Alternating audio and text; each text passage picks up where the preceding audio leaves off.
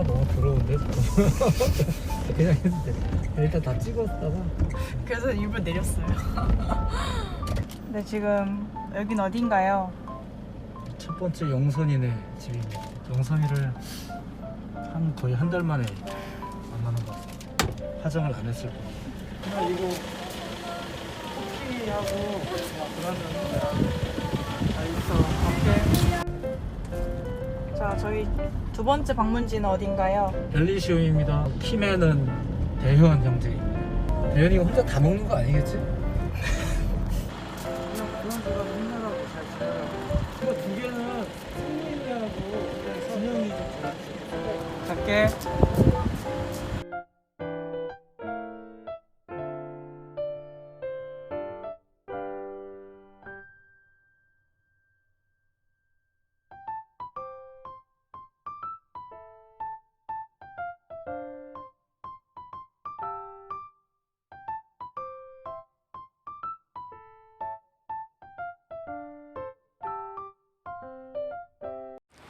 네, 안녕하세요 청년부 여러분.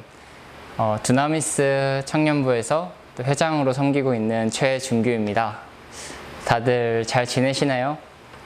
벌써 안 본 지 거의 한 달이 다 돼 가는데 많이 보고 싶네요.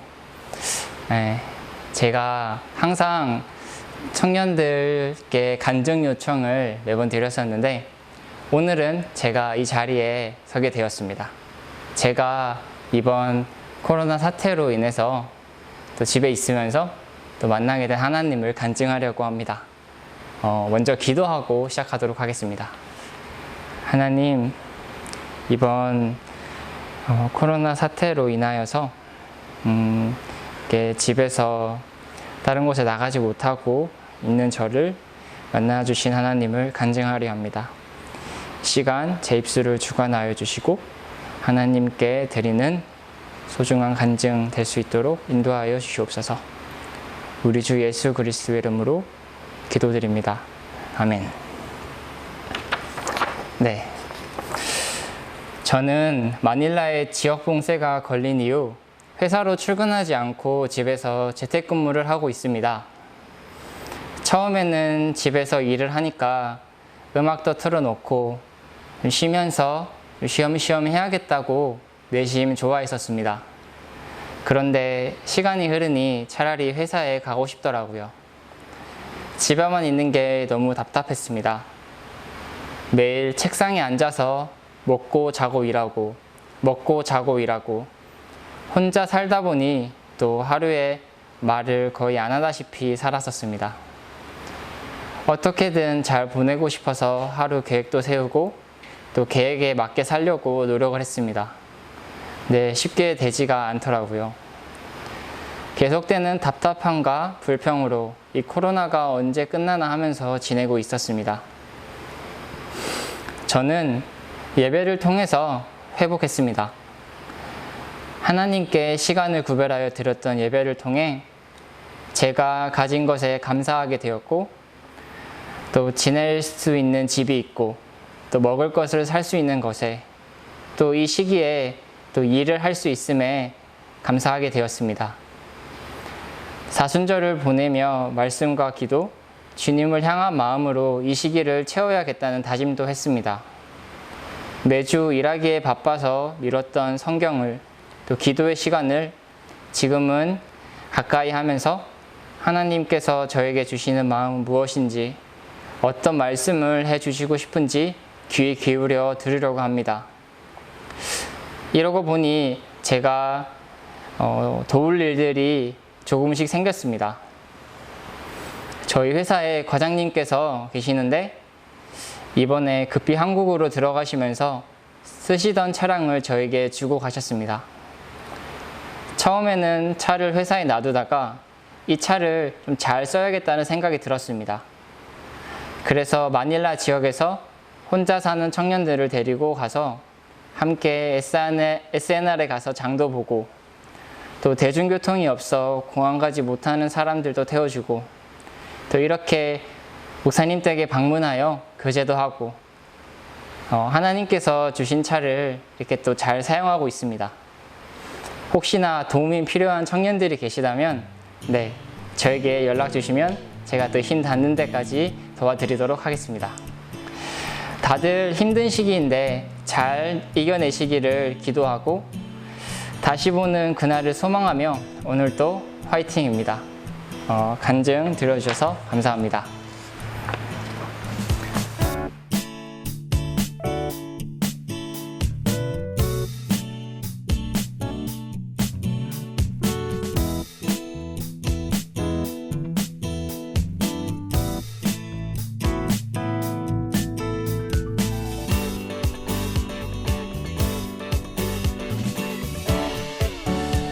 네, 평안하셨나요? 네, 영상으로나마 서로의 소식을 좀 나누었으면 좋겠다는 생각에 가끔 청년들에게 영상 요청을 드리고 있습니다.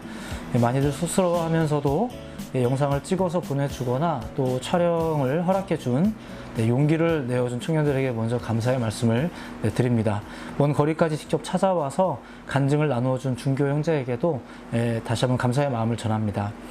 더불어 촬영은 많이 어색하다며 극구 거절하셨지만 안부의 소식을 전해준 청년들에게도 진심으로 감사의 마음을 전합니다. 어려운 시기에 잘 지내고 있다는 소식만으로도 참 좋습니다. 여러 나라에 흩어져 있는 두나미스 청년들을 위해서 소식이 닿는 대로 또 서로를 위해 많이 기도하시는 여러분들이 되시기를 바랍니다. 고난 주간을 어떻게 지내셨는지 궁금합니다. 잘 지내셨나요? 고난 주간을 잘 지냈냐는 질문이 조금 이상하긴 합니다. 그런데 이 시기를 잘 염두하시고 혹은 절기적 요청에 참여하면서 지냈다면 그러면 잘 지낸 거겠죠. 우리 두나미스 예배자들도 이 시기 동안 예수님의 고난과 십자가를 조금 더 깊이 묵상하는 기회를 좀 가져보았는데 한 주간 동안 묵상과 기도와 경건의 생활에 참여하며 지낸 청년들, 모든 예배자들 수고하셨고요. 예수님의 이름으로 다시 한번 축복해 드립니다. 이제 다 같이 우리 2020년 4월 두나미스 청년의 기도를 드리면서 이제 예배 가운데 더 깊이 들어가도록 하겠습니다. 자막을 보시고 다 함께 여러분이 계신 자리에서 꼭 함께 낭독하시기를 부탁을 드리겠습니다. 2020년 4월 두나미스 청년부 기도 하나, 코로나 사태로 인해 고통받는 나라들과 사람들이 하나님 안에서 회복의 빛을 찾게 하옵소서. 둘, 흩어져 있는 예배자들이 각자의 자리에서 더욱 견고한 믿음과 마음이게 하시고 모든 상황을 잘 감당할 수 있도록 힘을 더하여 주옵소서. 셋, 시대의 영적인 상황을 느끼고 함께 기도할 줄 아는 두나미스 청년부가 되게 하옵소서. 넷, 이웃을 내 몸처럼 사랑하며 사랑을 실천하는 청년부가 되게 하옵소서. 아멘. 각자 자리는 다르지만 같은 기도의 제목으로 같은 하나님을 향해 함께 나아가는 우리 모든 청년들이 되시기를 다시 한번 예수님의 이름으로 축복해 드립니다. 이제 다시 한번 오늘 우리 나눌 말씀을 좀 찾아보도록 하겠습니다. 출애굽기 3장 13절로부터 14절까지의 말씀입니다. 출애굽기 3장 13절로부터 14절까지 다 찾으신 줄로 믿고 우리 함께 한 목소리로 하나님의 말씀을 입술에 담아 읽도록 하겠습니다. 시작. 모세가 하나님께 아뢰되 내가 이스라엘 자손에게 가서 이르기를 너희의 조상의 하나님이 나를 너희에게 보내셨다 하면 그들이 내게 묻기를 그의 이름이 무엇이냐 하리니 내가 무엇이라고 그들에게 말하리이까.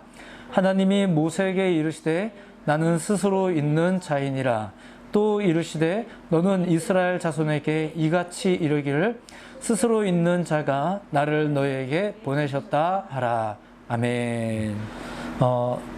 사실 기독교 신앙의 신비는 한 인간이 있었는데 그분이 기가 막히게 살다가 남을 위해 죽었고 그런데 부활해서 하나님께 올라갔다가 아니라 그게 아니라 한 인간이 있었는데 하나님께 갔다가 아니라 오직 한 분이신 분이 계신데 그분이 우리에게 찾아오셨다로 시작이 됩니다. 누가 오신 걸까요? 또한 그렇게 오신 분이 십자가에 달려 죽으셨습니다.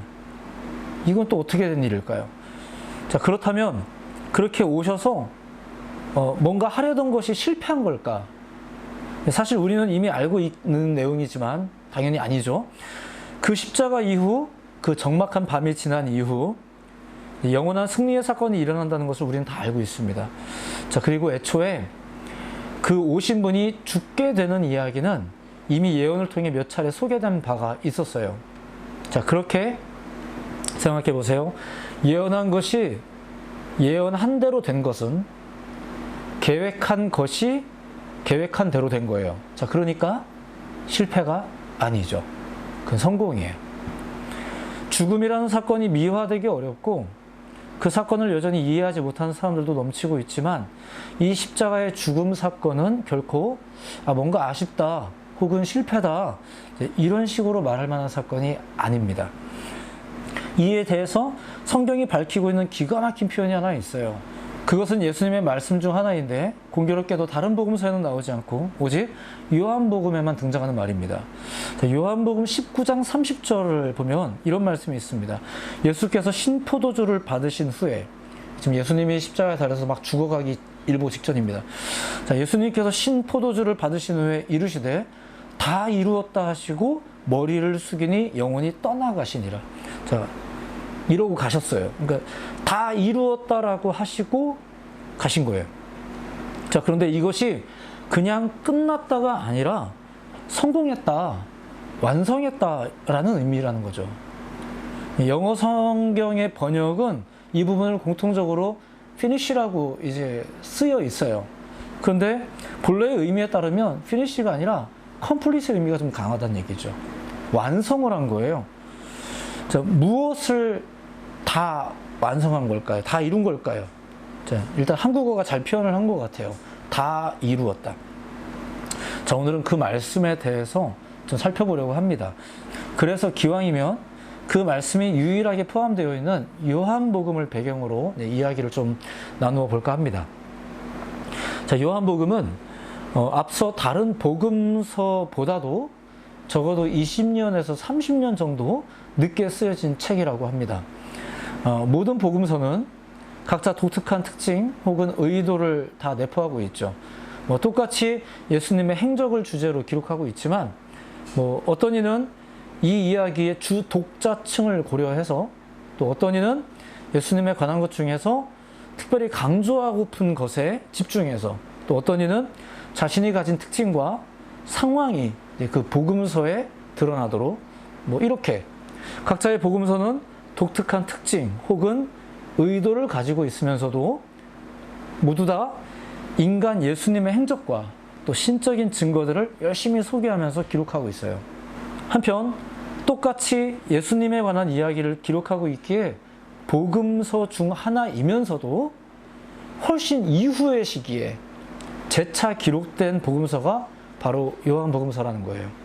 이 요한복음이 공관복음과 마찬가지로 복음서로 구분된 이유는 예수께서 하나님의 아들 그리스도이심을 믿게 하려는 복음 전파적인 저작 의도에 있어서 공통점을 가지고 있기 때문입니다. 그래서 복음서로 구분된 거예요. 자, 그런데 이 요한복음서가 쓰여질 당시는 이미 마태복음, 마가복음, 누가복음, 이 공관복음서가 이미 많이 읽혀지고 있었고 더 나아가 바울의 서신까지도 이미 알려져 있는 상태였습니다.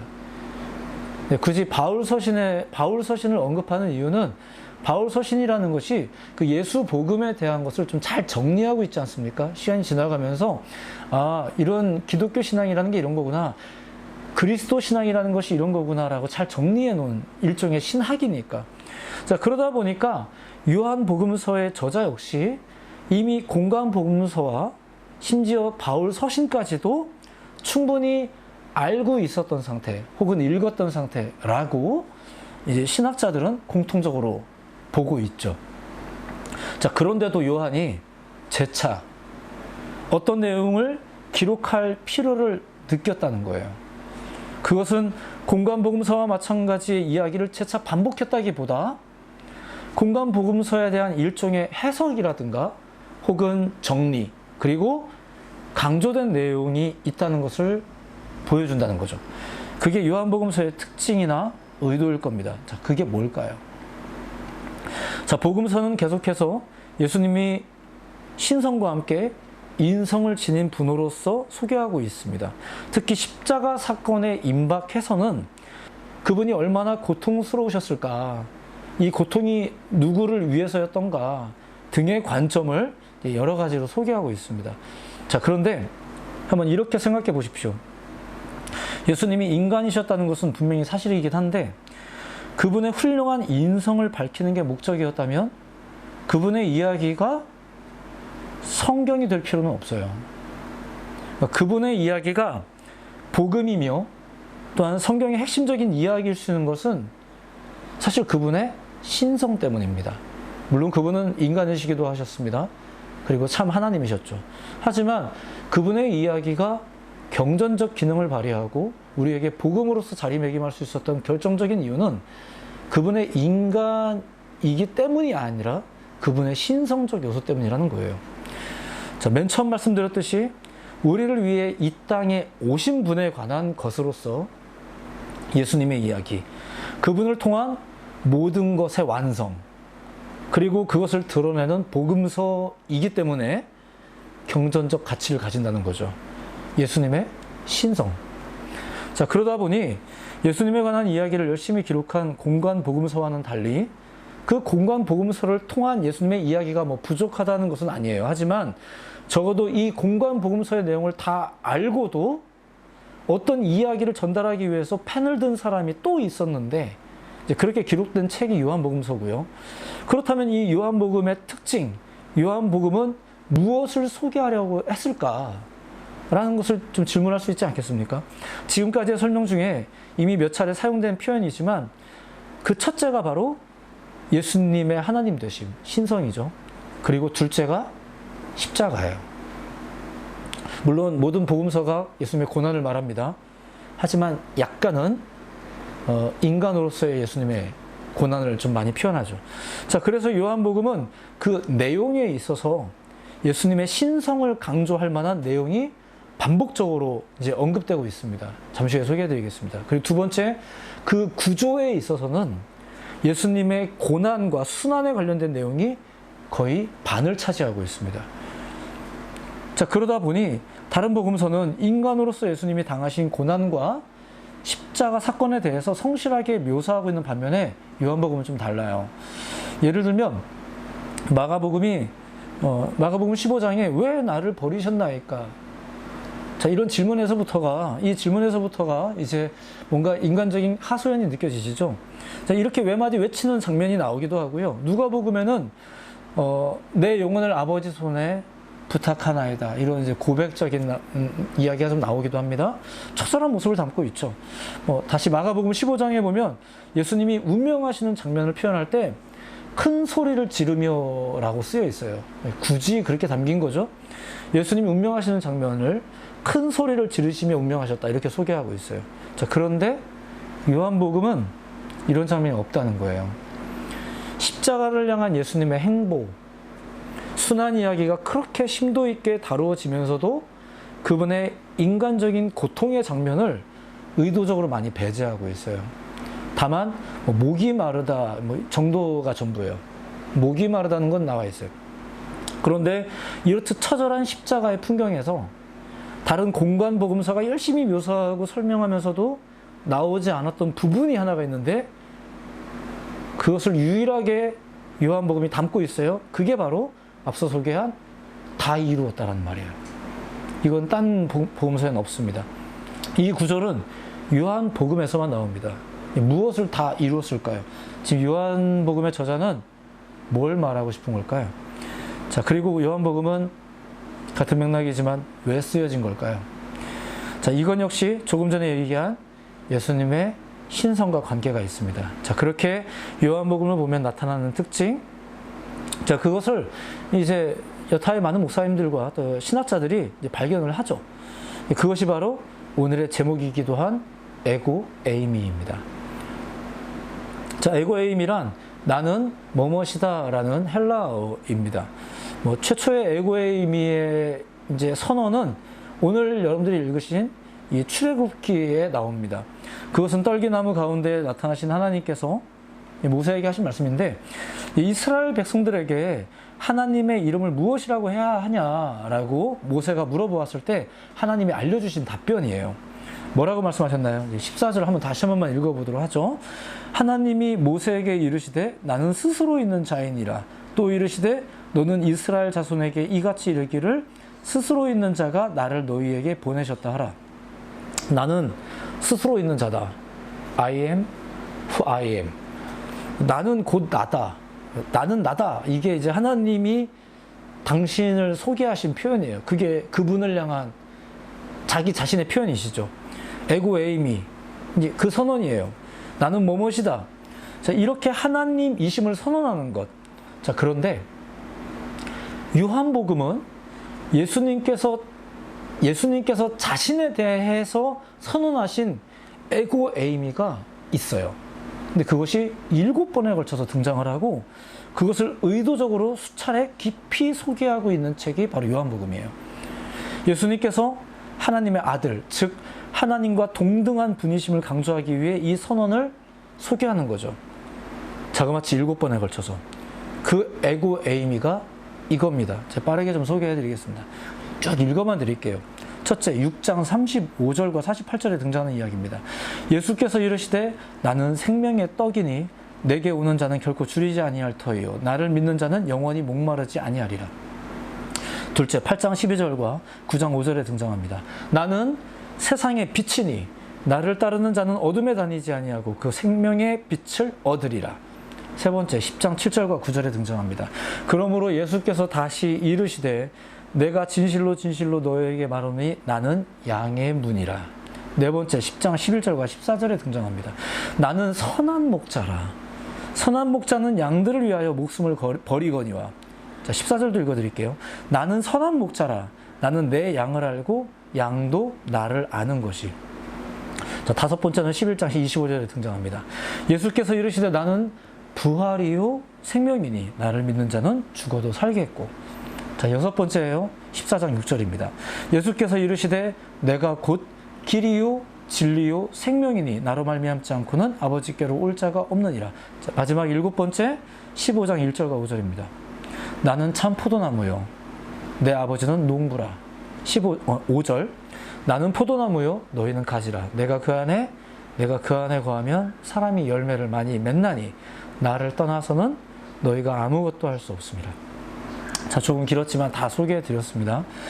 자, 예수님의 정체가, 예수님의 에고 에이미가 이렇게 소개되고 있는 거예요. 그런데 더 놀라운 것은 이러한 분께서 우리를 위해 오셨고 죽으셨다는 거죠. 그리고 그 죽음은 실패가 아니라 성공이다라는 게 지금 요한복음이 말하고 있는 이야기예요.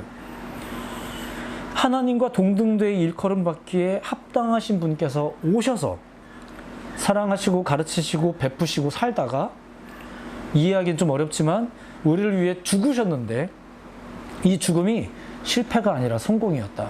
완성이었다. 자, 그래서 요한복음의 저자가 다른 복음서에는 없지만 분명히 담아내는 표현, 다 이루었다. 자, 사실 예수님의 인성적인 부분만 보자면 어떻게 십자가가 다 이룬 것일 수 있겠습니까? 그냥 끝난 거죠. 죽었는데. 부활을 믿지 못한다면, 천국을 믿지 못한다면, 영생을 믿지 못한다면 끝난 건데, 그냥 정말로 피니시죠. 완성된 게 아니라 끝난 거예요. 하지만 요한복음서는 그것을 위해 기록된 책이 아니죠. 아직 부활이 남아 있습니다. 살아계신 하나님께서 인간으로 오셨는데 그분의 에고의 의미를 드러냈는데 사람들이 잘 알아보지 못했어요. 어쨌거나 이제 육신은 죽어 없애시고 그분의 신성을 밝히 드러내시는 일이 벌어질 거예요. 그게 부활이에요. 그래서 그분이 계속 말씀하시던 당신의 에고 에이미가, 그분이 오신 목적이 십자가를 통해 다 이루어진 거예요. 물론 다 이루어졌다라는 사실조차 우리는 잘 몰라요. 그래서 요한복음은 이제 이후에 성령이 오시면이라는 경우를 또한 소개하고 있습니다. 이 성령이 오셔야 다 아는 거예요, 사실은. 아무리 말로 설명해도 예수님도 제자들에게 같이 다니면서 계속 얘기했는데 계속 못 알아듣잖아요. 결국은 후에 성령이 오시면 기억나게 될 거야. 뭐 이러면서 그냥 가셨는데, 이제 그래요. 다 이루었다라는 말조차도 지금 이 순간에 이 설교와 이 이야기를 들으면서도 우리가 사실 성령이 함께하지 않으면, 부활 사건을 직접 경험해보지 않으면 이게 머리로 이해가 되는 것은 사실 쉬운 일이 아닌 게 맞아요. 하지만 계속 설명을 해보겠습니다. 한 가지 생각해 볼 것은, 어떤 이는 이것을 가지고 그저 또 인간적인 발상으로 하나님을 몰아세우는 경우도 있어요. 예수님이 하나님의 아들이신데 왜 하나님은 당신의 아들을 죽게 내버려 두셨는가? 예수님도 십자가상에서 아버지 어찌하여 나를 버리셨나이까 라고 말하지 않았는가? 뭐 이제 이렇게 말하는 분들도 계십니다. 하지만 우리가 잊지 말아야 될 것이 있습니다. 그것은 십자가 사건이라는 것이 하나님과 아들의 문제 때문이 아니라 하나님과 우리 인간의 문제 때문에 일어난 일이에요. 생각해 보세요. 우리 인간이 하나님하고 그 아들의 관계를 걱정한다는 게 말이 돼요? 도대체 누가 누구를 걱정하는 거예요? 그렇겠죠? 가끔 사람들은 이렇게 말하기도 합니다. 도대체 정의가 어디 있냐? 신이 존재한다면 이럴 수 있냐? 신이 존재하기는 하느냐? 세상이 이럴 때 도대체 신은 어디 계신가? 뭐 이렇게 오히려 우리 인간이 신을 질책하곤 하죠. 이게 말이 돼요? 자, 오래전에 접했던 한 비유의 글이 있습니다. 그 내용은 이렇습니다. 유대의 랍비들이 모여서 모의 재판을 했다고 합니다. 피고는 하나님. 재판의 내용은 유태인 대학살이 있을 때 하나님은 무엇을 하셨는가 였습니다. 실제가 아니고요. 그냥 그런 모의 재판이 있었다는 거예요. 자, 그런데 이제 한참을 의견을 주고받다가 결국 판결이 일어났습니다. 하나님 유죄. 자, 하나님이 그러시면 안 되었다는 거죠. 하나님이 계시다면 그러면 안 된다는 거예요. 모두의 의견이 그렇게 일치된 상태에서 판결이 끝났습니다. 그리고 재판이 끝나자 유대인인 또 랍비인 판사가 이렇게 말했다고 합니다. 자, 이제 하나님께 기도하고 재판을 마치겠습니다. 자, 유죄 선고를 받으신 하나님께 기도하고 재판을 마쳤다. 시사하는 바가 있다고 봅니다.